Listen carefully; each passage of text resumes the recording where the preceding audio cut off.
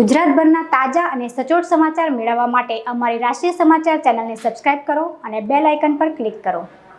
પાલિકા commissioner Shalini Agarwal, city ઇજનેર, આરોગ્ય અધિકારી, આરોગ્ય વિભાગની ટીમ સાથે ખાડી વિસ્તારમાં પહોંચ્યા હતા। તે વેળા ઝોનલ ચીફને હાજર રહેવાની સૂચના અપાઈ હતી। ઉધના અને લિંબાયત બંને ઝોન વિસ્તારમાં રેવાનગર, પ્રિયંકાનગર, ભેદવાડ ખાડી, બીઆરસી, ઓમનગર સહિતના વિસ્તારોની મુલાકાત લીધી હતી। દરમિયાન કેટલીક જગ્યાએ ખાડીમાં કચરો અટકાતો દેખાયો હતો।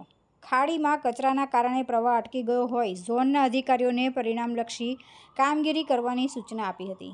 ખાડીમાં પાણીનું વહેણ અટકવું જોઈએ નહીં એવું જણાવી ખાડીનું ડ્રેઝિંગ કરવાની સૂચના આપી હતી। ખાડી કિનારે કચરાનો ઢગલો કરાયો હોય તેને દૂર કરવાની, ડ્રેનેજ ચેમ્બરના જાળિયાની સફાઈ, રસ્તાનું પેચવર્ક સહિતની સમીક્ષા પણ કરી હતી।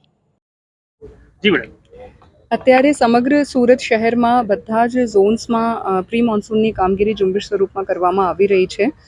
સમગ્ર સુરત શહેરમાંથી ઘણા બધા વિસ્તારોમાંથી ખાડી પસાર થાય છે, એટલે ખાડીની સાફ સફાઈ, ખાડીના બંને બાજુમાં કોઈ પણ કચરાના ઢગલા હોય, ડેબ્રીઝ હોય કે કોઈ પણ પ્રકારનું બીજું માટી વગેરે હોય એ તમામને સાફ કરવાની કામગીરી કરવામાં આવી રહી છે।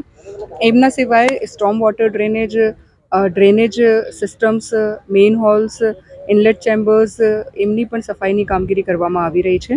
સમગ્ર સુરત શહેરમાંથી તાપી રિવર પણ પ્રસાર થાય છે અને જેટલા પણ ફ્લડ ગેટ્સ છે એમનું પણ ઓપરેશન, રિપેર્સ, મેન્ટેનન્સની કામગીરી કરવામાં આવી રહી છે।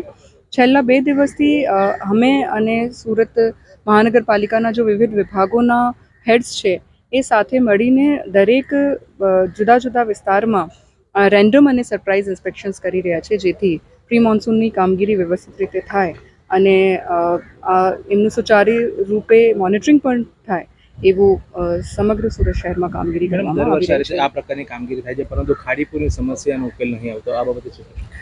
આ વખતે ચોમાસા પહેલાં ખાડીના 2 રાઉન્ડ પૂરા કરવા માટે સૂચના આપવામાં આવેલ છે। એમાં 2 રાઉન્ડની સાફ સફાઈ પૂરી થાય।